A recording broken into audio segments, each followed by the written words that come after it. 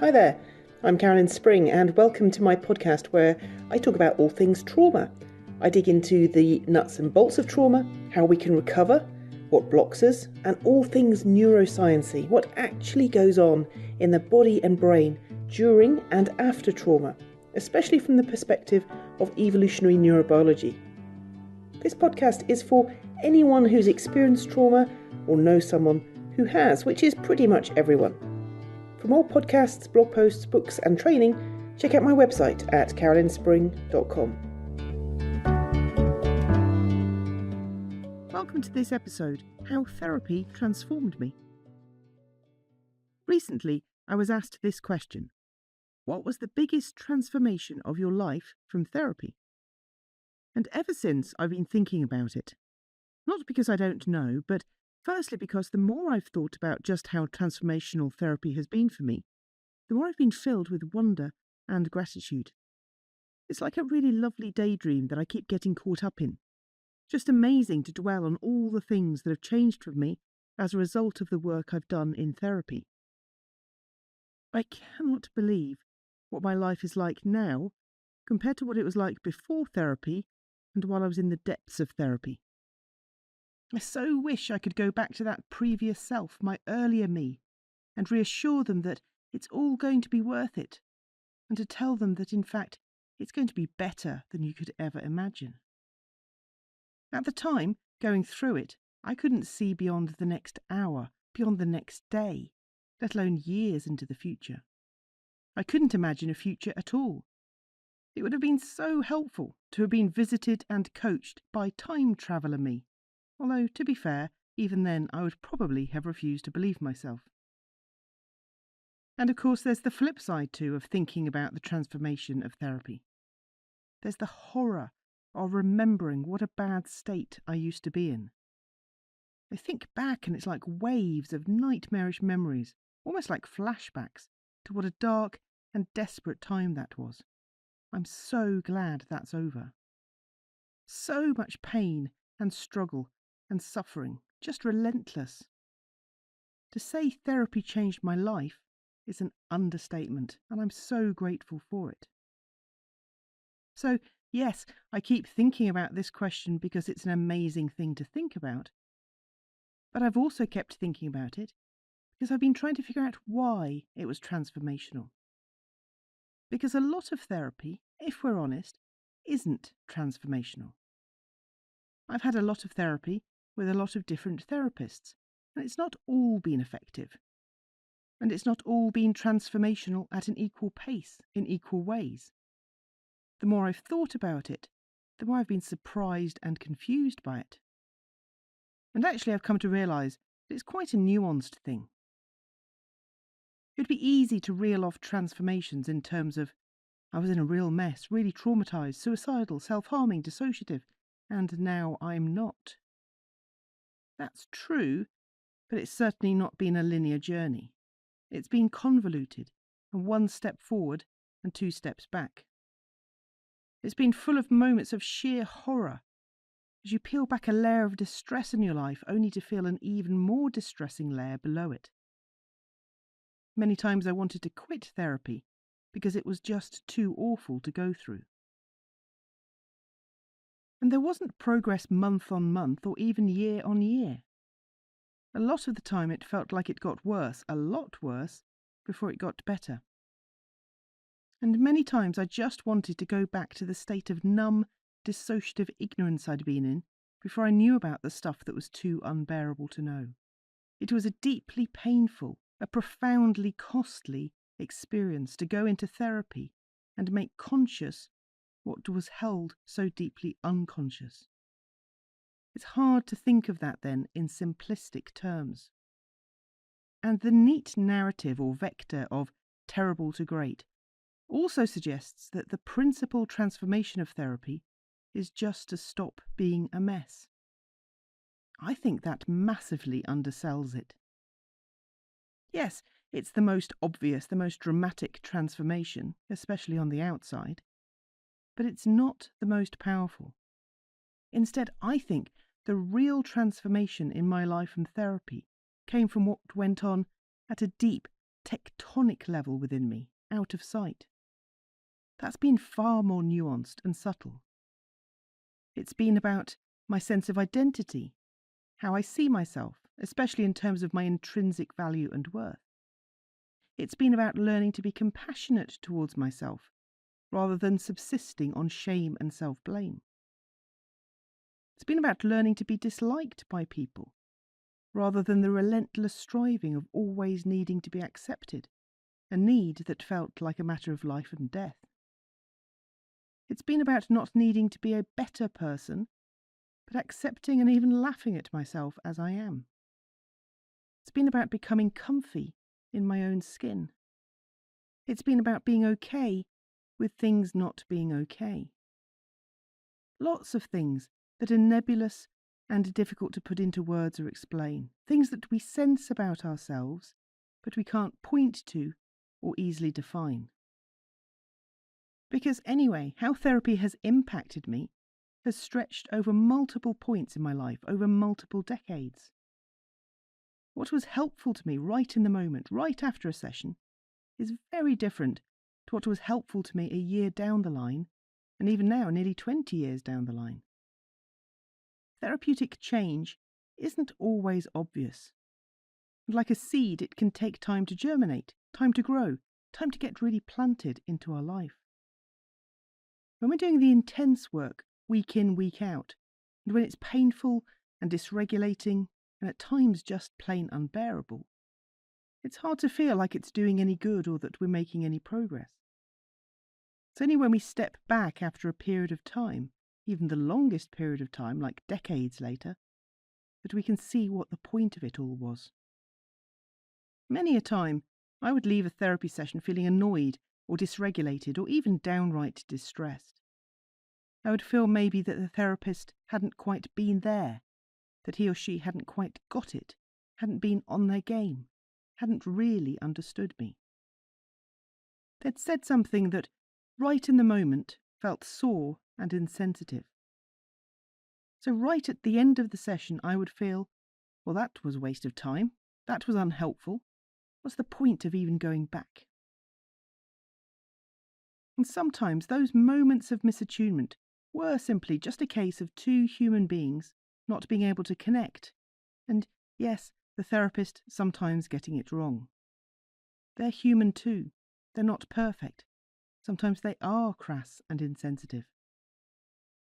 But sometimes it was simply because the supposedly insensitive thing they'd said was in reality exactly what I needed to hear.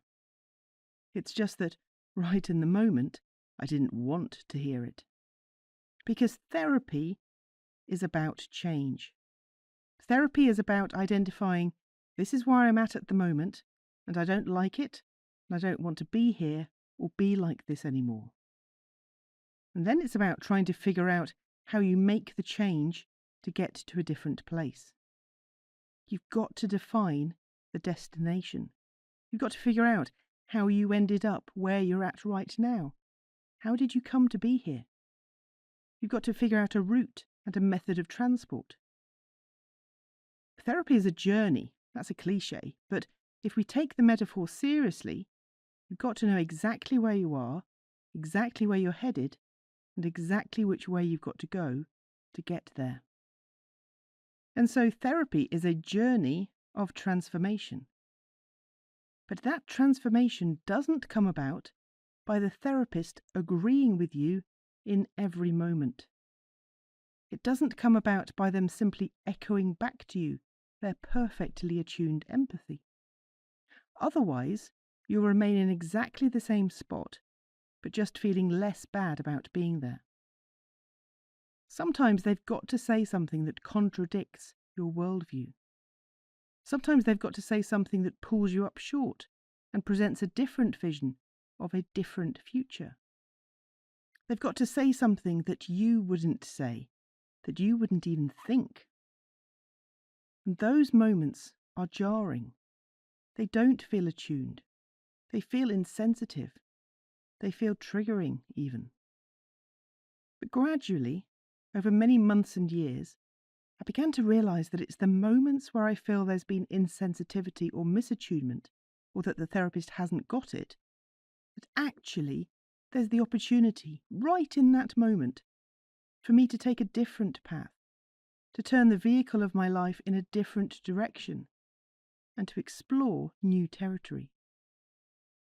It's when I've doubled down on feeling offended and hurt and uncared for that actually I've stayed exactly the same in the same spot. Because all I'm doing there is reinforcing this is where I'm at and this is where I want to stay. If I hear the same old, I'll stay in the same old. My offence and my hurt and my annoyance that the therapist wasn't aligned with me was the same old. If I wanted to change, I had to open myself up to new ideas, new ways of seeing things. That included being willing to challenge the idea that the therapist's misattunement was just a deliberate lack of empathy rooted in judgmentalism, rather than entertaining the possibility that maybe he or she was saying what he or she was saying because it might be helpful to me. Something that's new can feel misattuned when we're expecting the old. That misattunement, though, can feel terrifyingly painful. It feels like I'm alone in the universe. It feels like I've not been seen, and I've not been heard, and I've not been felt. That's a horrible place to be. And so over time I had to learn to notice that I was being triggered in that moment. That I wasn't just reacting to the therapist in that moment being misattuned, but that I was layering that up with all the years of misattunement, of all the attachment figures and partners and friends and colleagues I'd ever had. So there was this massive transference going on, of me reacting to a minor glitch in the moment, but loading it up with decades of prior hurt. That's such a common response after trauma. It happens to so many of us, and there's no shame in it. But what I had to learn to do was to notice that it was happening and not fight it. Because when I fought it, I thought that the only way through the pain and discomfort of misattunement was to get the therapist to back down on what they'd said that I'd found so challenging, and instead agree and sympathise with me. But if I was going to use it for transformation, I had to put all the eruption of hurt to one side to re-regulate from it, and then be curious and open about my reaction. So rather than being focused on how hurt I felt at the misattunement, I had to start being curious about what the misattunement was and why it was there. The more we react to the misattunement, rather than being curious about it, the more we'll miss the opportunity in it, and the more we'll discourage the therapist from ever challenging us or saying anything new or surprising or confronting to us. And then we won't change. Because if the therapist always stays tuned into us on our frequency, the danger is that we stay stuck on that frequency. Sometimes he or she has to move the dial slightly and draw us onto a different frequency so that we can move forwards. And it's jarring and painful when that happens, but I found it absolutely essential to the transformative nature of therapy. Let me give you an example. A few years ago, I was in a therapy session recounting an incident with someone in which, to put it in the broadest terms, they had been a bit crap towards me. Nothing major or heinous or evil, at least not compared to the abuse I'd suffered in childhood, but just one of those relational things that we all need to unpick from time to time. And I was telling the therapist the story of what had happened, how I'd gone to this person's house and been there all afternoon and all evening, and how crap it had been. And underneath the headline narrative, I was telling the real story of my hurt and outrage. And then the therapist, after a while of this, said, "So why did you stay?" She meant, why, when you were being treated at best poorly by this person, why did you stay at their house all evening, rather than get up, make your excuses, and leave? I didn't get it. I didn't get why she was asking the question. I thought that she didn't get what it was that I was saying, that I was hurt and upset by this friend's behaviour to me, and that I needed to express that in order to feel better. The friend was at fault, not me for staying. How could she suggest such a thing? Felt like I was being blamed. Never mind about your friend's behaviour, it's your own fault for being there. I felt judged and criticised and blamed, and so I changed the subject and sulked privately. Afterwards, I felt pretty furious about the whole thing, and that my trust in the therapist had been damaged by her lack of empathy and her apparent blaming of me. But later on, during the week, as I was picking the scab of the hurt I felt, suddenly it jumped out at me that it wasn't a stupid question, or an insensitive question, or a victim-blaming question. It was actually exactly the question I needed to be asked. Why had I stayed? Because there was the pattern right there, putting myself into questionable circumstances with questionable friends, and then just playing out a passive, helpless victim response. I would suffer it silently at the time and complain about it afterwards. Why was I doing that? Why had I stayed? It wasn't an accusation. It was a genuine question. It was a genuine attempt to help me get curious about the why driving it all. And the answer to the why was complex. The answer involved layers of trauma that had habituated me to firstly being treated badly by people, and secondly, to me doing nothing about it. I felt powerless to object, to stand up for myself, to act. That's the fingerprint of trauma right there. That inability to take action to protect yourself or to improve your circumstances. And instead what I'd done, what I so often did, was to remain stuck and trapped and powerless, and then afterwards to feel hurt and upset, and to complain about my feelings. What I was looking for in that session in therapy was for sympathy and understanding from my therapist. I wanted her to get how painful it had been. Wanted to show her how powerless I'd felt, how stuck and trapped. I wanted her to get it. I wanted her to say, "Oh, it's so hard to be you." Because that would have made me feel better.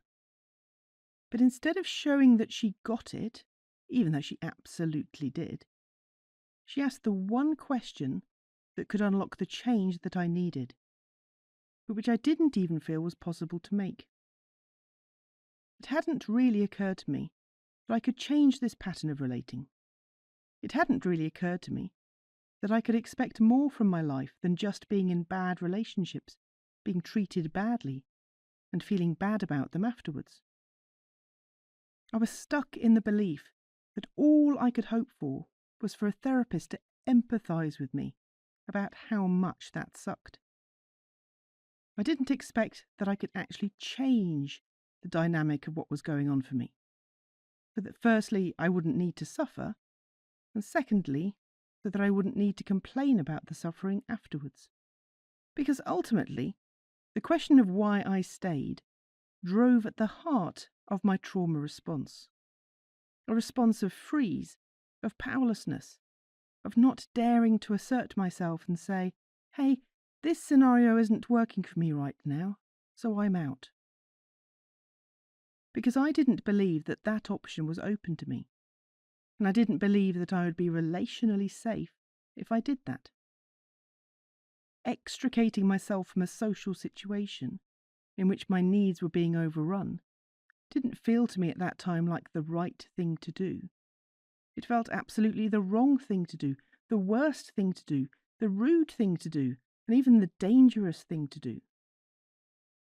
Rather than recognizing that it was the other person who was being rude, and being willing to confront them with that reality through my actions of leaving, I just allowed myself to believe that I would be the one who was being rude if I left. That one question, why did you stay, led to an explosion of insight and understanding, and all sorts of massive changes in my life over the next few months. But it wasn't the transformation I was expecting or looking for. I'd been looking for transformation solely through feeling understood. I was in the first instance offended at feeling misunderstood. I was offended at being challenged. And if I'd continued to feel offended, I would have missed all the richness within that question. Now, if the therapist had been asking that question judgmentally, then I probably wouldn't have been helped by it. If she'd been saying, "Why did you stay?" and it had been layered through with criticalness, like a kind of, "What is wrong with you? Why are you so pathetic that you stayed and put up with that?" then undoubtedly I would have stayed offended. Actually, because I would have been right to be offended. But that's not how she was asking it, even though that's how I heard it to start with. Instead, she was asking me the question to get me to think about the dynamics of what was going on for me. Why did I find myself in a relational situation where someone was riding roughshod over my needs, where they were using me, where they were totally insensitive to me, and why did I then fail to do anything about it? It was a brilliant question. Why didn't I do something about it? This then led into weeks of reflecting on how this pattern played out repeatedly in my life, of post-traumatic powerlessness, of needing to please and appease, and never asserting my own needs in a relationship. I'd been focused on feeling hurt that people treated me poorly, and a continual bewilderment that they didn't ever stop. Instead, I needed to figure out how to protect myself from it, and what steps I could take to change the dynamic. In other words, I had to focus on how I could change rather than on how the other person needed to change. And that's just one example. But it's one example of many where I thought transformation would come from being understood, but where the transformation came from me taking back control over my circumstances, and a lot of the hurt and pain in my circumstances, by taking back control over my responses to those circumstances. That's what re-empowerment looked like for me, and it was truly transformative. Importantly, though, as I've just said, in order to be able to cope with challenge, I absolutely needed a therapeutic relationship where I didn't feel judged and where I felt treated with unconditional positive regard. We've got to believe deep down that this person is for us, not against us, and that they're not shaming us when they point out how we've been impacted by trauma, but that they're doing it so that we can stop being impacted by trauma. That's what was so fundamental for me, to realise that when the therapist said, "Why did you stay?" she wasn't asking it to be mean. She wasn't asking it to blame me. She was asking it because it encapsulated my entire trauma response. And once I recognised that, I could change it. And once I changed it, I wouldn't then suffer the relational pain and heartache that I was seeking sympathy for. In other words, she was looking to unlock the root cause of my presenting problem, not just make me feel better or feel supported whilst remaining in the problem. And that's so true of the whole of the transformation I've experienced through therapy. I've had to be willing to get below the surface of my feelings, or my sense of unfairness, or my hurt or pain, and really dig around in the roots of what's been causing me to feel like that.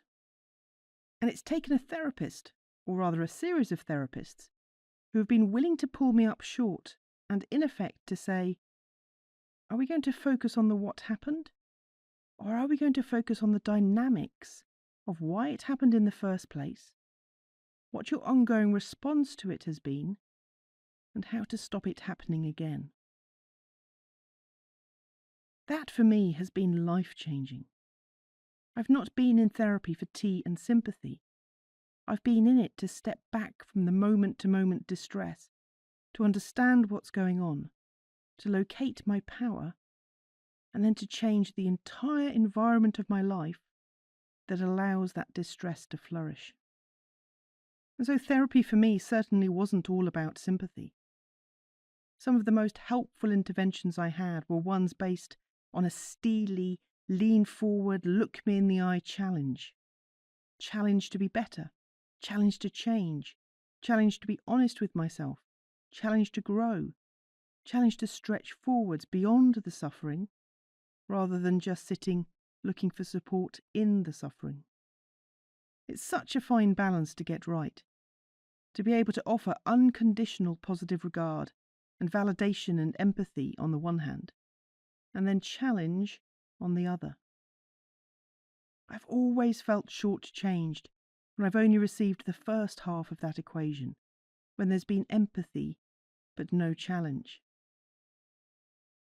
Yes, I need to feel heard and seen and felt, but so that I can process the pain or the trauma or the suffering or the situation I'm in and move through it. Empathy has a point to it, and the point is to change. So, I hope that's been helpful. I've looked there not just at the transformation I've experienced in therapy, but one of the ways in which that transformation has been facilitated.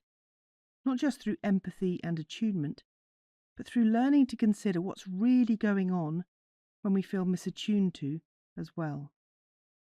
Sometimes it's just because it's two human beings communicating imperfectly. Sometimes it's because the therapist is doing a bad job.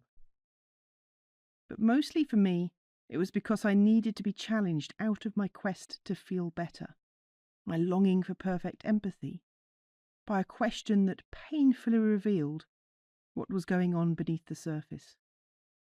I hated those moments, and I grew to love them too, although sometimes not for months or years afterwards. Therapy is transformative, but sometimes we need to let it be by adjusting our expectations of how that transformation will come about. That's been a massive journey for me, and it's a journey I'm still on. But I hope some of what I've said has been helpful, at least a little, and at least to some of you. See you next time.